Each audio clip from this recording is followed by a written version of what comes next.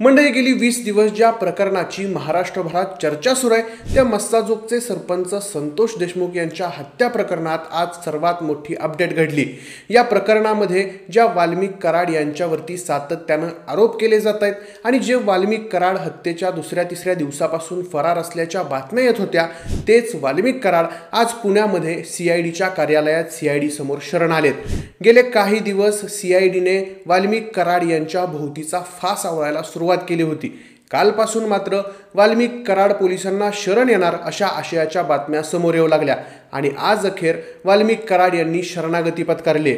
आज दुपारी 12च्या दरम्यान वाल्मिक कराड यांनी स्वतः त्यांचा एक व्हिडिओ पोस्ट करत आपण पुण्यामधल्या सीआयडी कार्यालयात शरण येत असल्याची माहिती दिली आणि त्यानंतर पुण्यातील पाषाण रोड परिसरात असणाऱ्या सीआयडी ऑफिसमध्ये वाल्मिक कराड स्वतः शरण आले।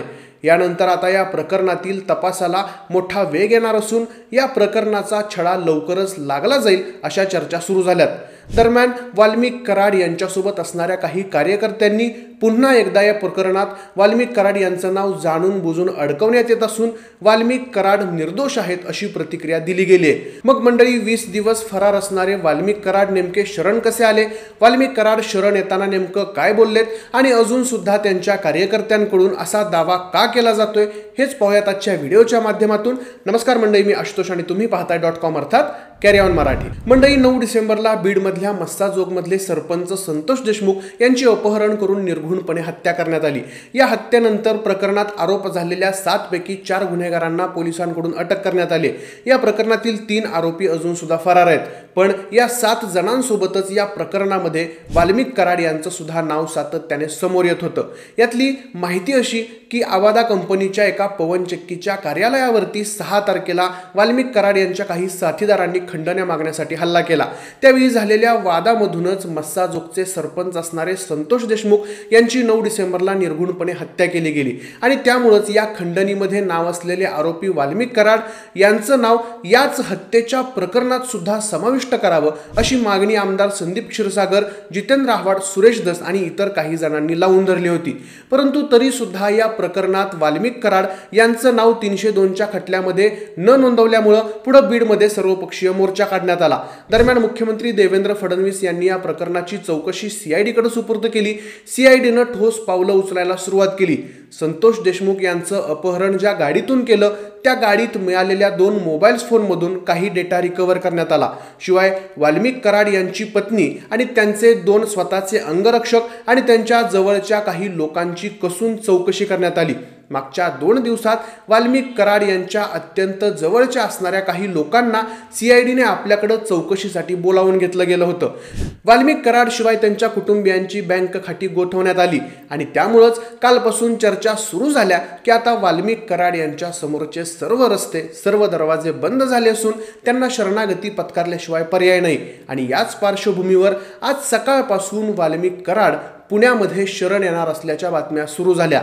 या बातम्या फिरत असतानाच वाल्मिक कराड यांनी स्वतःचा एक व्हिडिओ पोस्ट केला, ज्यात ते म्हणतायत की मी वाल्मिक कराड, केज पोलीस स्टेशनमध्ये माझ्या विरोधात खोटी खंडणीची फिर्याद दाखल झाली।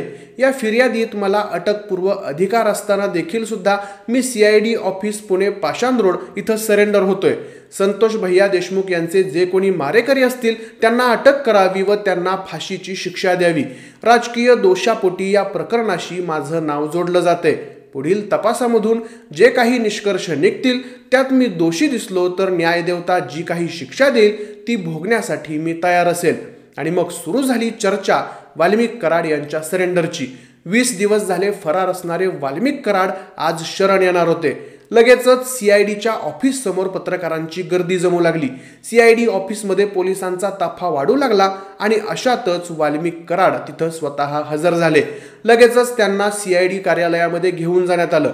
यावेळी वाल्मिक कराड यांच्या सोबत किंवा त्यांना भेटण्यासाठी आलेल्या काही व्यक्तींशी काही पत्रकारांनी संवाद साधला।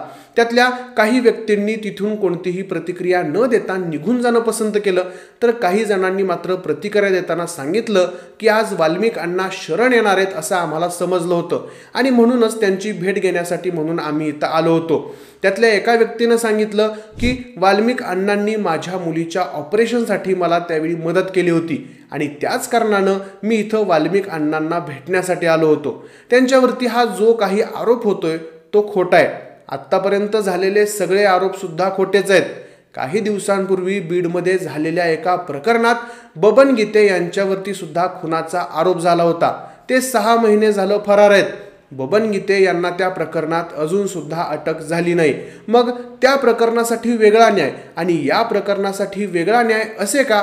अशा प्रकारे त्यांच्या कार्यकर्त्यांनी पुन्हा एकदा वाल्मिक कराड या प्रकरणामध्ये निर्दोष असल्याची प्रतिक्रिया व्यक्त केली. दरम्यान या पूर्ण विषयावरती लक्ष देऊन असणारे जितेंद्र आव्हाड माध्यमांना प्रतिक्रिया दिली.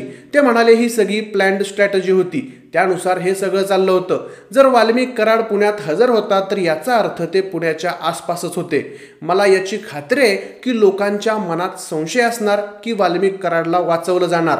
अटक झाली परंतु वाल्मिक कराडवर अजून सुद्धा 302चा गुन्हा दाखल झाला नाही. खंडणीच्या गुन्ह्यात जास्तीत जास्त 2-3 महिन्यात जामीन होईल आणि तो होणारच. पण 302च्या आरोपाचं काय, असा सवाल पुन्हा एकदा जितेंद्र आव्हाड यांनी उपस्थित केलाय. मंडळी, आता सरेंडर झालेल्या वाल्मिक कराड यांची अप्पर पोलीस महासंचालक प्रशांत बोरुडे यांच्या समोर सध्या चौकशी सुरू आहे. शिवाय त्यांना केजच्या न्यायालयामध्ये ऑनलाईन हजर करणार असल्याची माहिती सुद्धा माध्यमांमधून समोर येते.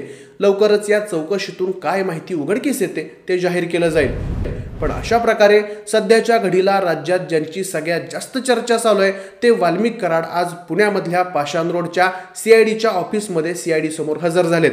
एक प्रकारे CIDनं वाल्मिक कराड यांच्या भोवती आवळलेला फास यशस्वी ठरलाय. मग आता वाल्मिक कराड आणि त्यांचे समर्थक म्हणतात त्याप्रमाणे खरंच वाल्मिक कराड निर्दोष आहेत की विरोधकांनी केलेल्या आरोपानुसार वाल्मिक कराड यांच्यावरती 302चा गुन्हा दाखल केला जाईल आणि ते आरोपी सिद्ध होतील हे पाहणं महत्त्वाचं ठरणार आहे. परंतु वाल्मिक कराड यांचं शरण येणं हा एक प्रकारे धनंजय मुंडे यांच्यासाठी मोठा धक्का मानला जातोय. या प्रकरणात पुढे काय अपडेट्स येतात ते आपण लवकरच जाणून घेऊयात. तोपर्यंत पाहत राहा कॅरी ऑन मराठी. आपला आजचा व्हिडिओ आवडला असेल तर व्हिडिओला लाईक करा, शेअर करा आणि असेच नवनवीन व्हिडिओज पाहण्यासाठी आपल्या कॅरी ऑन मराठीला सबस्क्राईब करायला विसरू नका. धन्यवाद.